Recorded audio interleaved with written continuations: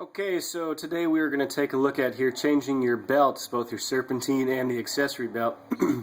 With these particular models, the accessory belt here, which you see is the one connected to the AC unit and to the crankshaft, that one's actually what's called a stretch fit style of belt, meaning there's really not a tensioner for it. What they utilize is a belt that basically is designed to stretch out to wrap around there. The problem is that most auto parts stores don't really carry the item that you need for this, or they have to order it, and in most cases it can be anywhere from $40 to $50. Well, I'm going to basically tell you there's an easier way to do it that'll do the same exact thing, and it's only going to cost you a couple bucks at the most. What you want to have is one of these right here. A very small style of screwable clamp.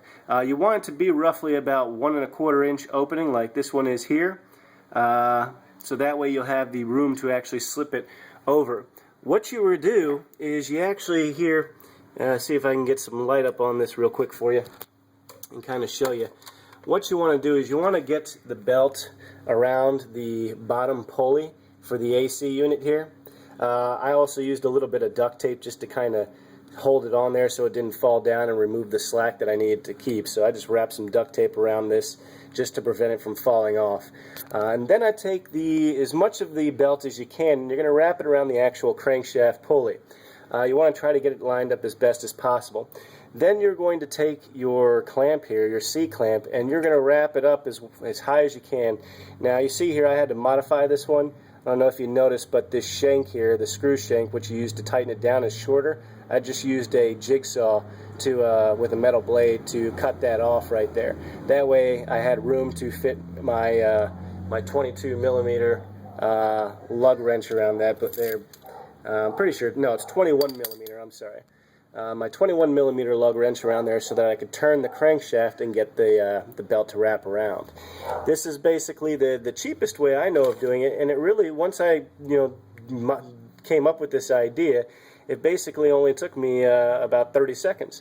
As I wrapped it around, it kind of got stuck here, but there was enough tension on it at that point that this thing just popped right off and fell on the floor, and the belt continued to wrap around the pulley. So basically you're going to get yourself one of these right here. These little C-clamps, you'll basically allow it to clamp onto the interior and the exterior of the actual crankshaft here. Kind of easier to see like this. That's kind of how it's going to look, only you're going to try to get it as much on the edge so that it sits almost as flush as possible. This will kind of allow it to get the clearance that it needs by these heater hoses right here for the AC unit. You see those hoses right there? As this travels around, you're going to want it to kind of clear right through there. If it doesn't, it's just going to pop off, but by that point you should have enough tension on the belt and the crankshaft to continue cranking and allow it to fit on. Now, should you have an issue once you actually wrap it around and your belts don't line up on the tracks, I actually used another piece of metal that I had taken from a putty knife. You see this right here? This was a putty knife. And you probably don't have to break it, but this was version number 1 of me trying to develop a little tool that I could use to put the belt on.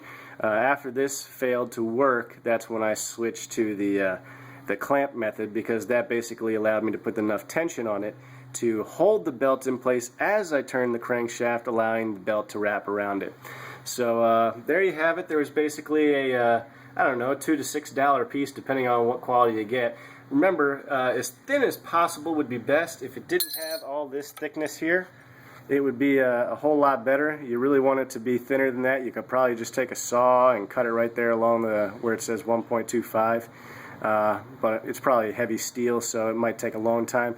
I'd recommend just getting a really cheap C-clamp, one of those kind of rod wire style ones.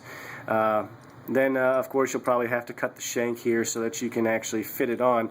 Otherwise the shank, as you see, will hit up against the nut for the crankshaft, and that's what you don't want to have happen. So that's it. Simple as that. It's just a little bit of a pain in the ass to figure out a method, but once you do, you can avoid yourself from spending $40, $50 to do it. A little garage ingenuity and a little patience, you'll be right as rain. Take care, good luck, and have a good time.